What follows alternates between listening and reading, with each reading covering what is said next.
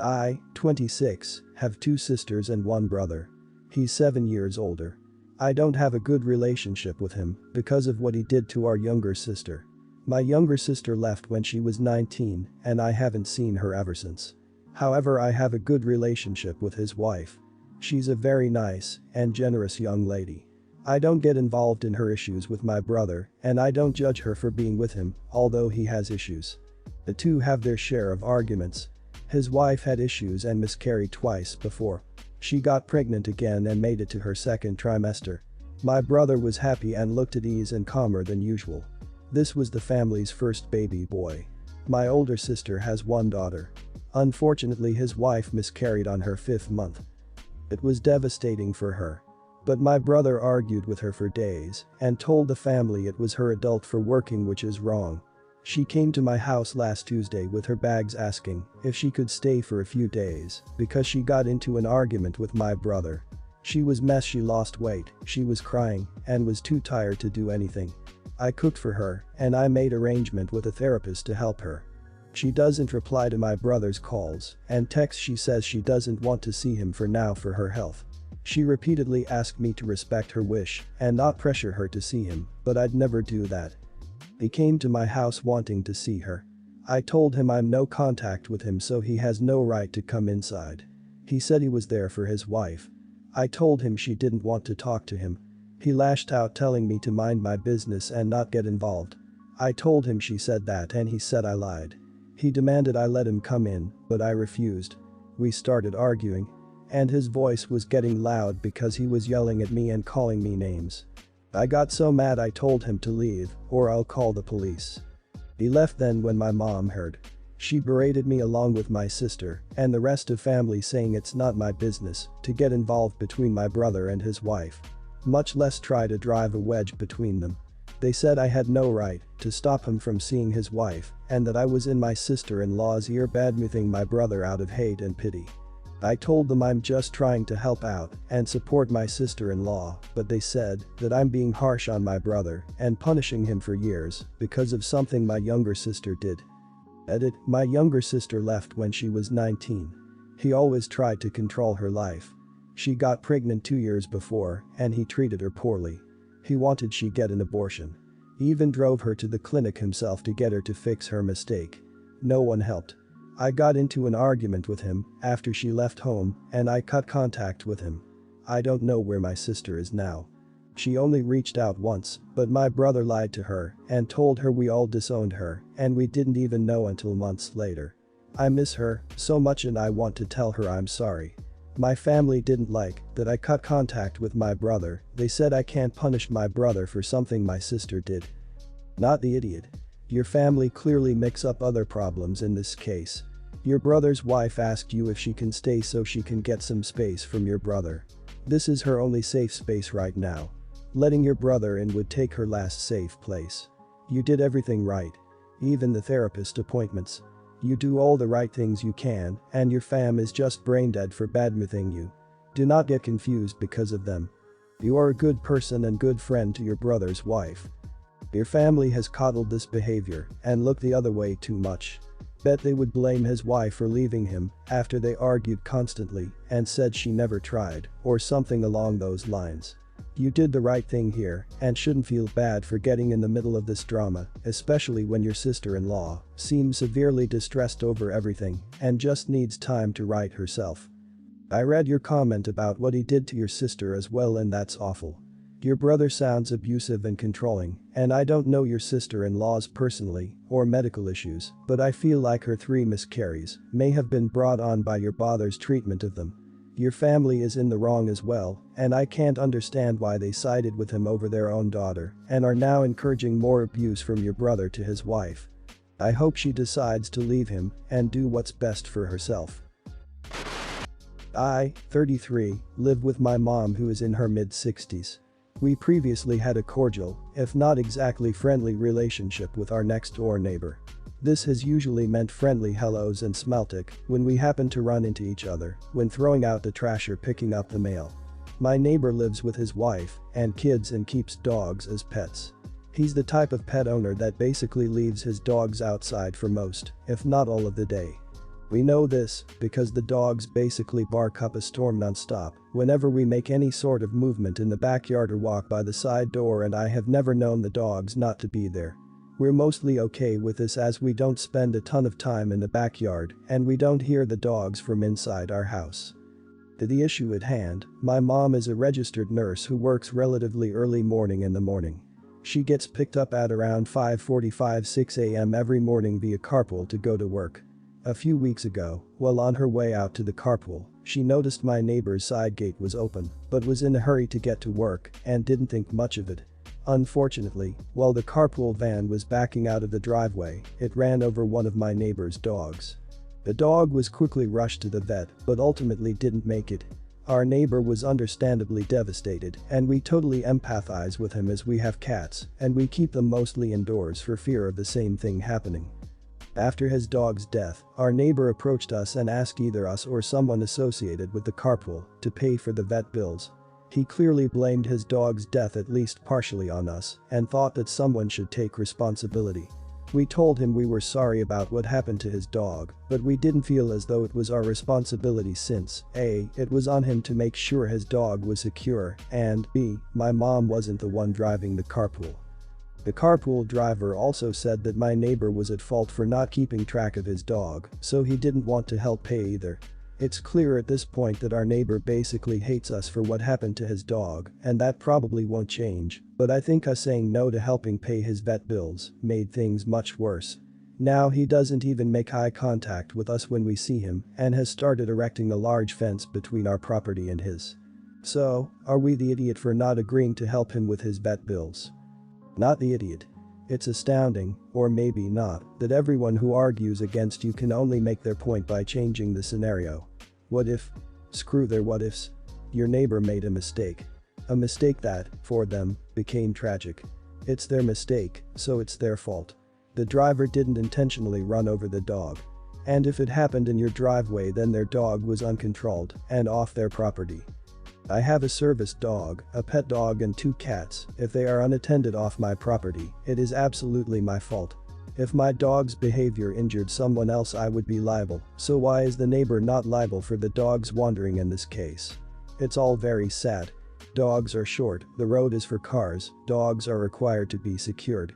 If the carpool driver was turning around and using their driveway and hit their dog, that's a whole nother story. While I sympathize with their grief, they are dealing with the guilt of leaving the gate unlocked by blaming everyone else. I used to be animal control, please no hate, and sadly this is common and so hard to work with. You are not at fault, they should have had their dog in their yard, or on a leash, or some way under their control. These are the incidents that I always use to tell people why they need to control their dog, not because their dog is bad, but vehicles will win. It's sad, I feel for their loss, and I understand their need to blame someone. It is always hard to blame ourselves, but ultimately it is their fault. I am glad they are building a better fence to hopefully protect all their pets in the future. I'm at 39 weeks and due any day now.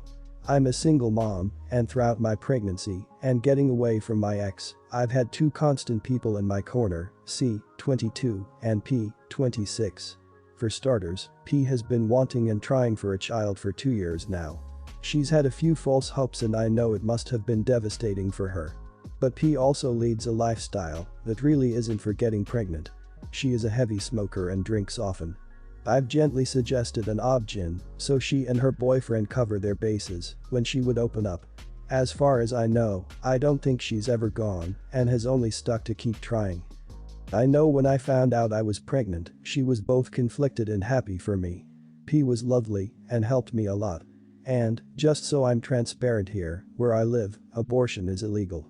I've never wanted a baby, the pregnancy was forced on me by my ex. I opened up about adoption, or getting an abortion anyway. I changed my mind later on after a few talks with my family and said I'd be keeping my baby. I love him now very much despite the rough start, and I wouldn't trade my child for anything. Lately, I would get daily messages from her saying things like, "It's August. He's coming soon. How's our baby? It's August XX. Is my baby boy doing okay? XX days to go. How are we doing? Still no sign. Love you and our baby so much. No labor yet. You need to walk more. I bet he can't wait to come out. You have to help him along. What are you doing? I'm uncomfortable with P referring to my child as ours or even hers. There have been plans of video calling while I'm in labor to make sure to show us baby when he's out. She messaged the other day along the lines of where are you planning to give birth? You should try a clinic, they're cheaper and there's a good one near here. I can come with you. Baby doesn't have a daddy anyway, I'll just take the father's spot. I found it horrible since the spot in the room was for my mother, who has ultimately been my rock. I also found out that when I told them the gender, she made a Facebook post about it, a cute baby graphic with coming soon, it's a boy. People have been congratulating her, she just love reacted and reply with images. She has been asking when they can all visit when the baby is here, and with everything that's happened, I'm not sure I even want anyone around anymore. I'm trying not to be paranoid or take things dramatically, but I feel so robbed despite not wanting to sever the friendship. Would I be the idiot if I go through with this? No idiots here yet. I'd sit down and talk to her and explain what she's doing that's making you uncomfortable. If she keeps doing it, then she's absolutely the idiot. Otherwise she could just mean it as a figure of speech. I regularly refer to my nephew as my baby boy, he's just over 1. I don't have kids of my own and, quite honestly, have never wanted them. But I love this kid. However, if my brother or sister-in-law asked me to stop calling him, that I absolutely would. Your friend can't know what you're thinking without you telling her. It's what she does in response to that conversation that will make a determination. I think there are some red flags here from what OP described. The friend has never opened up as to whether or not they've seen a specialist to determine if her or her boyfriend have an issue. Also, posting something that seems to imply that she is pregnant is odd. It's also possible that OP is hypersensitive to everything and hasn't described the situation accurately. I think talk to your mom and see what she thinks. It sounds like at some point you were relying on this friend for support. I get the feeling that her weird banter is just more of that and you just aren't taking it well. I'll admit that what she's saying is a little creepy, but I wonder if using the terms we and are is to help you feel less alone as a single mother. Why not just be honest with her and talk things out? Our daughter is 5. My husband has always wanted her to have long, waist-length hair. The problem is this type of hair is impractical for a young, active child. Plus every night it is a struggle to untangle it or if we wash it to also dry it. Every bath ended in many tears on her part. My husband is rarely home for bath time due to work, so I could not pass this task on to him. Last week I took our daughter to visit my mother in another state. She witnessed one bath time meltdown and told me it was insane to not just cut my daughter's hair to a more manageable length. I asked my daughter if she wanted shorter hair and she said yes. I took her the next day and she got a very cute shoulder-length bob. Still not very short in my opinion. In all fairness, I should have told my husband, but I did not. I figured once he saw my daughter with her hair still fairly long, but looking very cute he would come around. However, that night we FaceTimed and as soon as he saw my daughter he ended the call and has refused to answer calls or texts. My daughter is devastated that her father won't talk to her because of her haircut. My mom is trying to tell me to stay with her and not even go back home, but listening to her caused this problem in the first place. Was I the idiot for cutting my daughter's hair without telling my husband? Your husband is an idiot and controlling. I really despise that men want to tell women and girls what to do with their hair. Cut it short, and tell him if he likes long hair he can grow his own hair. If you are the primary person caring for the kid and you are the one dealing with the hair and she wants it cut, then cut it. Your mom might be speaking up and telling you to stay because she sees much more to this. Not the idiot. I had long hair as a child and it was freaking awful. I hated taking care of it. I was very much a rough tumble little girl and spent more time with my hair back in a ponytail or a braid. The day I chopped my hair off I was so happy.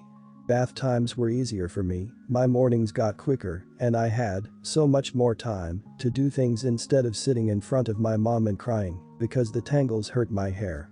Wouldn't talk to her because she got a haircut. That is such a sad thing for a little girl to go through. I don't understand why people get so worked up over their small children's hair. It grows back. They're little. Why fight with them over hair? My kids have super curly hair and I keep cutting it. My oldest wants long hair but isn't mature enough to take proper care of it, so until that day comes. I, 36, been with my husband, 38, for 11 years. We have 2 beautiful girls, 3, 7, and both my husband and I work long hours, and in the past year it was rough. I got pregnant and had a miscarriage at the first trimester. It was devastating for me and my husband. My husband has always been hoping for a son, and he was so frustrated because we were going to stop having kids after my last pregnancy didn't go well. My husband started convincing me wanting to change my mind so he could have another shot to become a dad to a baby boy. I told him I wouldn't do something when I'm not convinced, especially when he wanted me to go against my doctor's orders. I got pregnant again. I was told it was gonna be risky and there was another chance for miscarriage. Add to that my overall health and how it's been affected. My husband was literally counting the day on the calendar, hoping that the first trimester will pass without any issues.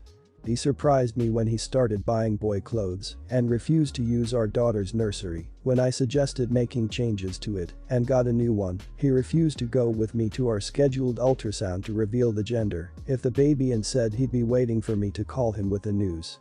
I was upset that he was acting like this. My ultrasound revealed that it was a baby girl. I did call my husband, but he didn't pick up, so I sent it in a text. My husband was with the girls when I got home. He looked upset and not too happy with the news. I asked him if he wanted to tack because he was quiet the whole time, that is until the evening, when he blew up on me wanting to know if I was testing him and lying about our baby gender to see his reaction. I told him it was a girl. He was talking in front of the girls saying how he was not too excited for another girl and wanted a boy. Argued about my previous miscarriage, saying it was probably a boy and I ruined it for him. I didn't want to argue because of my pain, but I told him he was being unreasonable being upset like that and should stop with his childish behavior over something that I don't control, since he was clearly trying to blame me. He threw a fit asking what he's going to do with the stuff he bought and refused to stop arguing days later. It's become so exhausting having to listen to this every day, basically just shaming and guilt-tripping me. The girls even asked why their dad was upset because they're gonna have a baby sister. And if they had a baby brother he'd love him more. Nope. Not the idiot. Quite literally you don't have a choice in the matter. The man either contributes an X or Y chromosome. That means biological sex is always decided by the male contributor. I realize this is going to probably make things more complicated for you, but it is quite literally your husband's fault that you two always have had girls. Men that cannot grasp this fact irritate the hell out of me. So there you go. You are probably being significantly nicer about it than I would be. Not the idiot. Your husband is though. He encouraged you to go against the doctor's advice, risk your own health and that of a baby, just so he can have a boy. These aren't the actions of a loving husband. You have no control over your miscarriage or what gender your child will be. Your husband's actions are appalling. Doing it in front of your children is terrible. I'd be considering divorce if I was you. Your husband is being emotionally manipulative and taking it out on you when you're the one he should be worried about. He needs to be looking after you, not fretting over blue-colored baby stuff he preemptively purchased. He's got more emotional investment in a hypothetical baby boy than your physical and mental health.